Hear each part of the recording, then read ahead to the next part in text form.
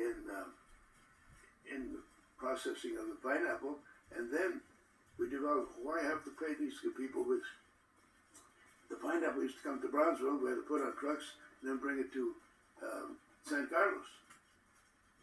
So she decided, well, let's take this cannery out of here in San Carlos and put it on the ship, which you see in this picture here. Right. And in that ship, we put the cannery. And away we went. The ship went on. I went to Veracruz.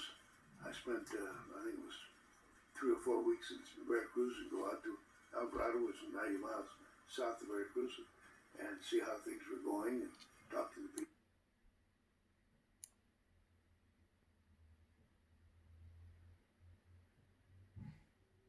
They're coming down, and Arthur was arrested, and there was a big drunken party or something like that in the streets you may not have ever told Mildred about. No.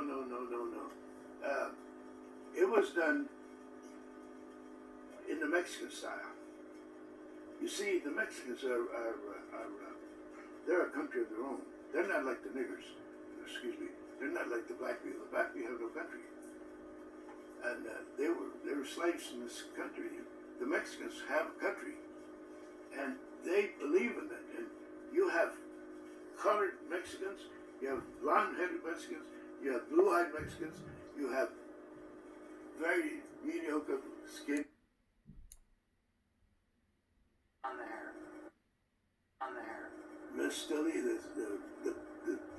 they tell me the deck's still there, but Dole took over the processing of pineapple, and they washed it up, cleaned it up, made tomato paste.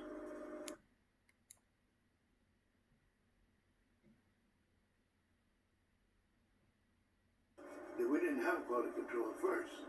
At the beginning of the company, all we did is took the canned tomatoes, they came in by hand, we cleaned them by hand, peeled them by hand, put them in a can, and took the tray of cans over to the steamer and cooked them.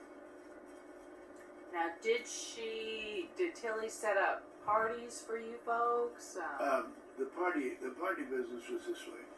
In appreciation of the season being over,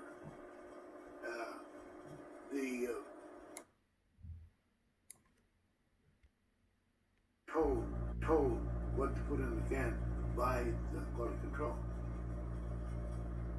See, the quality control controlled the processing of the product in the can. Make sure that the right product was being in, so much sugar was right, so much salt, and all this stuff to keep the can from blowing up. So that's where the quality control comes in. We didn't have quality control at first. At the beginning of the company, all we did is took the canned tomatoes, they came in by hand, we cleaned them by hand, peeled them by hand, put them in a can, and took the tray of cans over to the steamer and cooked them. Now, did Tilly set up parties for you folks? The party business was this way. In appreciation of the season being over, all of the employees that were working there, we had pits. We barbecued the whole steers and everything, and had wine. You know, people on the plant, you barbecued steers. Yeah, right there, right out in the yard. We barbecue, and then we had the cafeteria part, and then the warehouse part of that, and set tables, and you ate it just one big picnic. When it was a barbecue, and then we changed from that. We changed to going into the cafeteria. Then by that time we had a big cafeteria, and the parties were there after the work. When the last canned tomato was in or product was put in, then we do that. Then we got so big that we started to making the parties uptown. They'd rent the hall or so, and then we'd have dance afterwards. I gave one of the parties one year in 1940.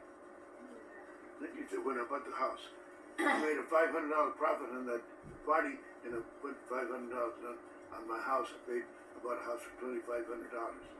and at $500 down, and $25 a month. And the Wow. house is still standing there today.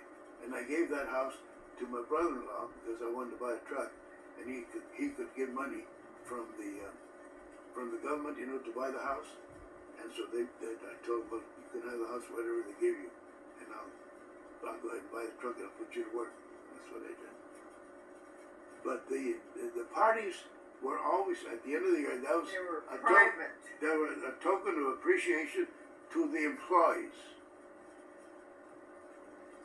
But sometimes you sneak in somebody else out. But it's only for the employees of that process that worked through the year with us. Then through the season, because we didn't work all the way around. The people only worked 3 months out of the year. And Tilly would attend those? Yes, she would be there. She wouldn't stay there forever. She'd come in and sell out, you know, probably eat some with us a little bit, then she'd go home and leave the party up. It's up to us foremen, leadermen that were there who took care of having it finished. Well, of course, you know, one drink calls for another one, and the girls, some of the girls get a little. They're only human. They would get a little bit party going or anything like that. But you know, when you have liquor and food and music and women and men, they'll pinch one girl or kiss another one and everything, and nothing that goes beyond that. And sometimes there are people that